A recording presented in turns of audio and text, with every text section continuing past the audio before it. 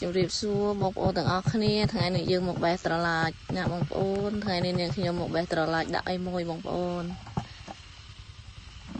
ដោយដែលបងប្អូនបានឃើញអញ្ចឹងនាងខ្ញុំគឺដាំត្រឡាចដាំតសក់ឆ្នាំនេះមានគ្រប់មុខមានទាំងតសក់មានទាំងត្រឡាចមានទាំងត្រប់តែវាអត់ទាន់ដល់បងប្អូនអ្វីដែលដល់មុនគេគឺត្រឡាច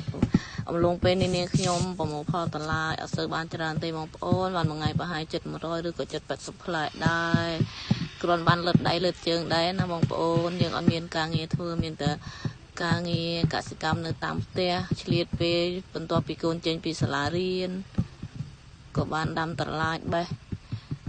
មួយថ្ងៃពីរថ្ងៃអីក៏បានមកទិញមកហូបអាហារដែរណាបងប្អូនមើលទៅទេសភាពអូញសាហាបងប្អូនទេសភាពក្រោយផ្ទះរបស់នាងខ្ញុំតណាមខែនេះសម្បូរបងប្អូនតិចក៏រត់តែសម្បូរដែរ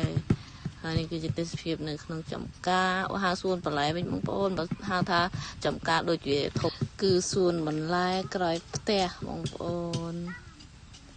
ចានេះមួយនេះអូយធំមែនតើបងប្អូនផ្លែឡើងតលុចតែម្ដងនេះគឺទេសភាពកន្លែងយើងបេះហើយណាបងប្អូនលែងមានធំហើយយើងបេះហើយ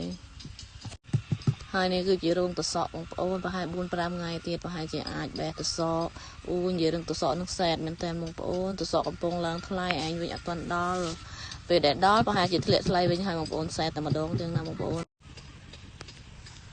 នេះគឺជាតម្លៃដែលយើងបេះរួចបងប្អូនថ្ងៃនេះបានប្រហែលជា70-80ផ្លែនឹងឯងបងប្អូនអត់បានច្រើនទេធ្វើមកជាខុសដែរអ្នកដាំនឹងបងប្អូនពេលដែលបេះអត់បានច្រើនមួយត្រូវការច្រើនតែពេលបេះបានច្រើនតម្លៃចុះថោកបងប្អូនដែលធ្វើមិនទេនេះដាំនេះចាំតែខុសមែន